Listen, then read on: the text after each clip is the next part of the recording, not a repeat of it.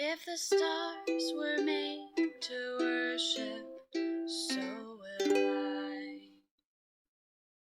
Today's reading is from week 28, day 3. Yesterday, we referenced a brief description of the Old Testament tabernacle, which consisted of an outer court, not mentioned, and 2 enclosed areas that could be entered only by going through a veil. These were off limits to the people. Only the priests could enter the first chamber, called the sanctuary, where there were pieces of furniture mentioned yesterday, namely the lampstand, also known as the menorah, the table that held the showbread, and the incense altar, also not mentioned.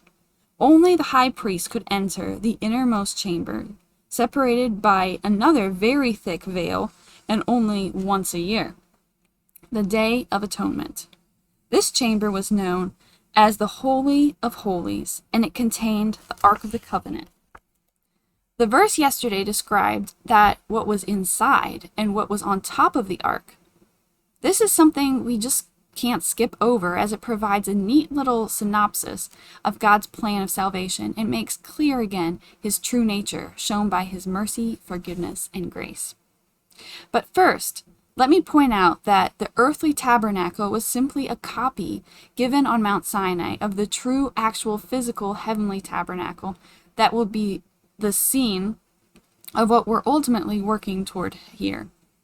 There is a heavenly sanctuary. Look at the verses I gave 2 days ago, Hebrews 8, 1 through 2. Jesus is called the minister of the sanctuary and the true tabernacle, which the Lord erected, not humans. And there is a heavenly Holy of Holies. Look at the second Hebrews quote from 2 days ago, Hebrews 9, 11 through 12. Jesus actually entered it, and even more, he provided the way for us believers to enter it too, Hebrews 10, 19 through 20. Just as there is an actual throne in heaven, there is an actual tabernacle. But when did Jesus enter it, and for what purpose? That's what we're going to answer shortly. But we really have to look at this ark thing first. Remember what was in the ark? 3 items.